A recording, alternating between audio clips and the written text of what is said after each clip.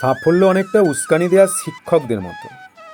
এটা দক্ষ ও বুদ্ধিমান লোকদের চিন্তা করতে বাধ্য করায় যে তারা কখনো হারবে। যদি তুমি একটি কাজ সুন্দরভাবে করতে না পারো, তাহলে অন্তত এটি এমনভাবে করো যেন সুন্দর সফলতার উদযাপন করা ভালো, তবে ব্যর্থতার দিকেও নজর দিতে হবে। পৃথিবীর কেউ আপনার মূল্য নিয়ে ভাবে না, সবাই আপনার কাছ থেকে কিছু প্রত্যাশা করে। পৃথিবী পরিবর্তন করে ফেলতে চাইলে বিয়ের আগেই করো, বিয়ের পরে পৃথিবী পরিবর্তন তো পরের কথা, টিভির চ্যানেলই চেঞ্জ করতে পারবে। যিনি দিতে শেখেননি তিনি আসলে কিছু পেতেও শেখেননি।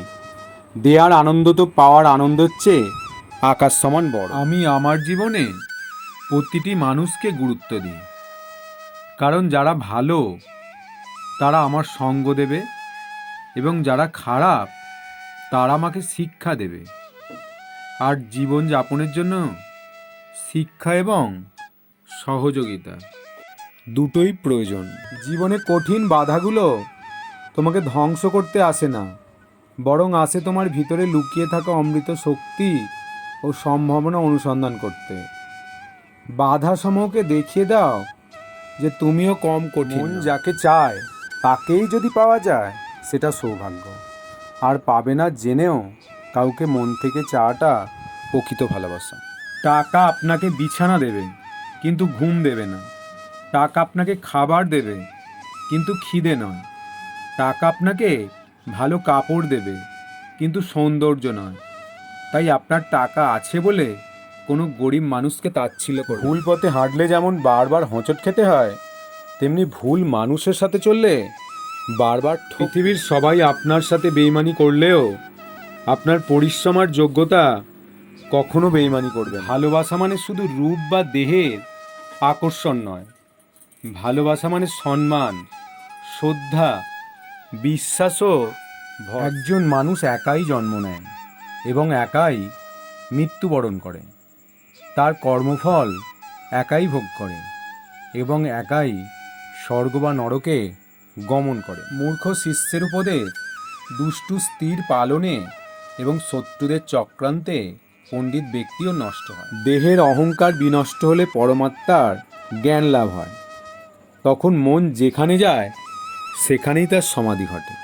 অন্যায় পথে অর্জিত জিনিস 10 বৎসর থাকে, 11 বর্ষ এলেই সেই দ্রব্য সমূলে বিনষ্ট। যে জন্ম অন্ধ সে দেখতে পায় না, তেমনি কামন্ধ মানুষও দেখতে পায় না।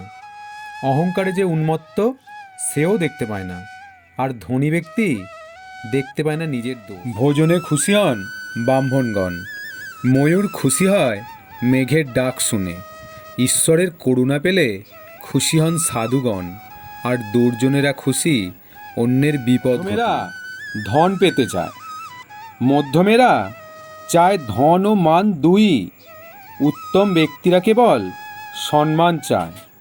মানই হলো মহতের সম্পদ। খারাপ সময় যত দিন চলবে ততদিন শত্রুকে কাঁধে করে রাখবে, তারপর সুসময় এলেই পাথরের আঘাতে ঘর যেমন ভেঙে যায় সেইরূপ সেই সখ্য ভেঙে ফেলে। দেবতা কাঠেও নেই, পাথরেও নেই, মাটিতেও নেই, দেবতা আছেন অনুভূতির মধ্যে। ভাবি তার সত্তার কারণ।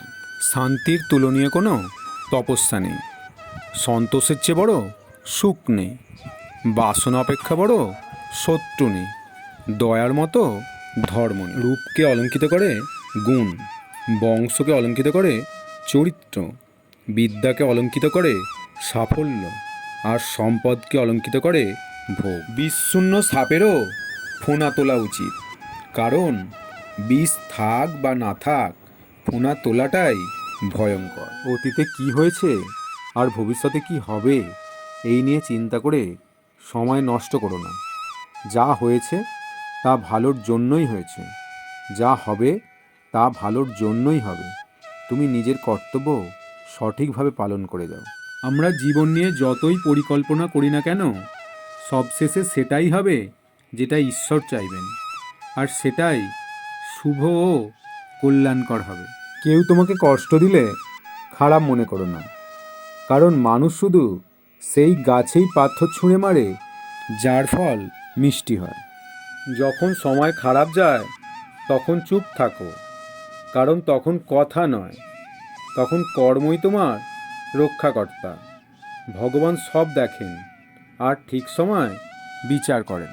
হাসতে হাসতে পাপ করলে কাঁদতে কাঁদতে নরকে যেতে হবে, আর কাঁদতে কাঁদতে ধর্ম করলে হাসতে হাসতে স্বর্গে যাবে। ক্ষমা প্রার্থীকে যদি তুমি ক্ষমা করতে নাই পারো, তবে তুমিও ক্ষমা পাওয়ার আশা ভুলে যাও।